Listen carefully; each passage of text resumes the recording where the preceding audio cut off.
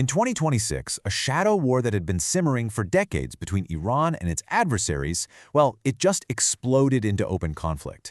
In this explainer, we're going to break down exactly how that happened and what the aftershocks look like for the entire region.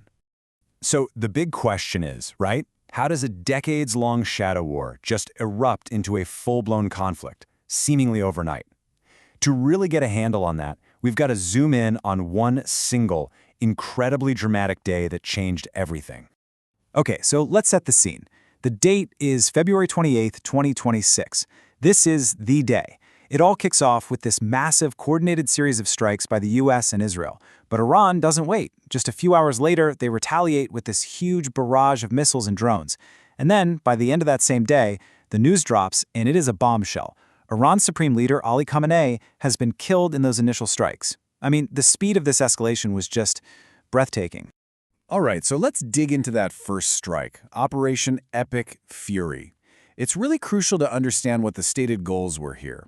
Because this wasn't just, a slap on the wrist or a punitive strike. No, the objective was way more ambitious than that. And just as those first strikes are hitting, then President Donald Trump releases this video statement.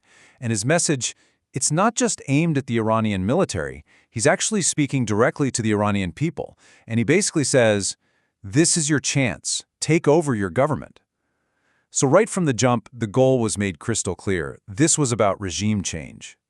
So who were the main players here? This gives us a quick snapshot. You've got the United States and Israel on one side with their operation codenamed Epic Fury, and then on the other side you have Iran and its whole network of allied militias, the Axis of Resistance, who fire back with Operation True Promise 4.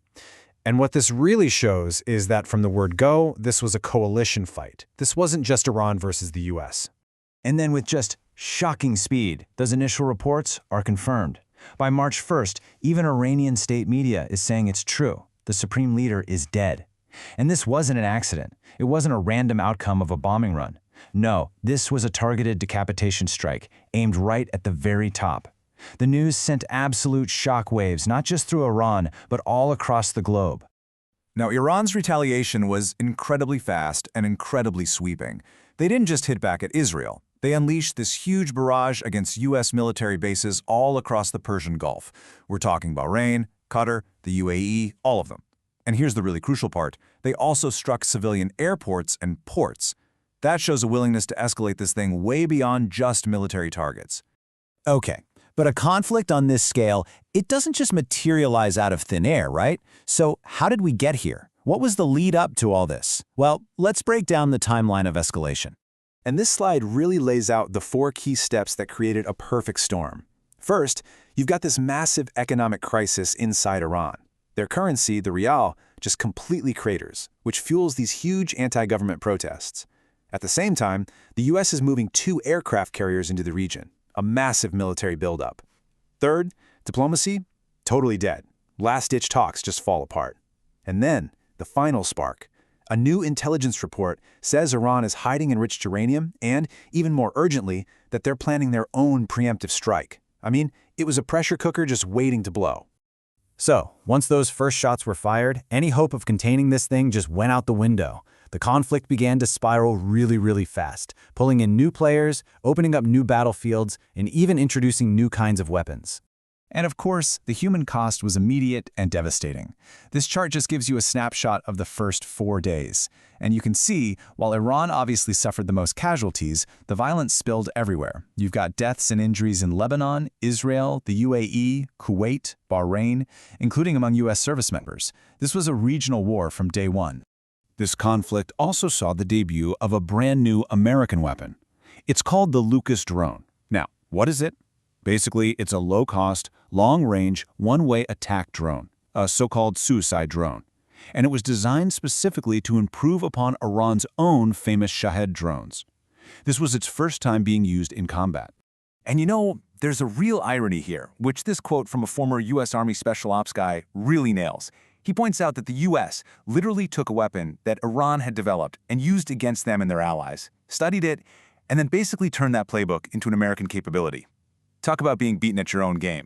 And the war just kept getting wider. By March 2nd, Iran's most powerful proxy, Hezbollah, officially jumps into the fight from Lebanon. And then, in a really major expansion of the war's geography, Iran actually strikes a British military base on the island of Cyprus.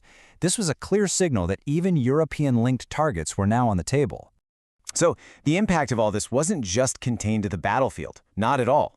The shockwaves were felt almost immediately across the entire globe. The world economy, international travel, everything was shaken to its core. Just look at the cascading effects here. First, Iran closes the Strait of Hormuz. Now, this is a huge deal. It's a critical choke point for something like 20% of the world's oil. So boom, oil prices just go through the roof. Stock markets, they plummet. All the major airlines in the Gulf ground thousands of flights. And inside Iran itself, the internet is basically shut down, dropping to just 1 or 2% of normal levels, completely cutting the country off. But here's something that's really fascinating.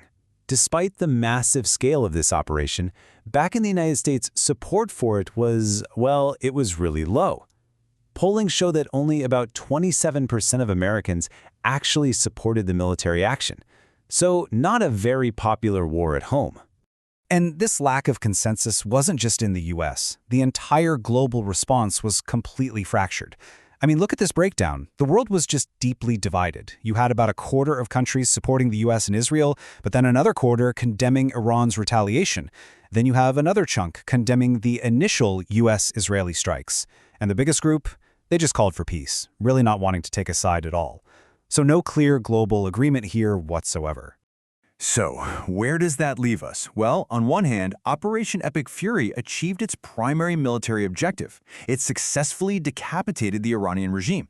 But what it left behind was this giant power vacuum in a country of over 80 million people.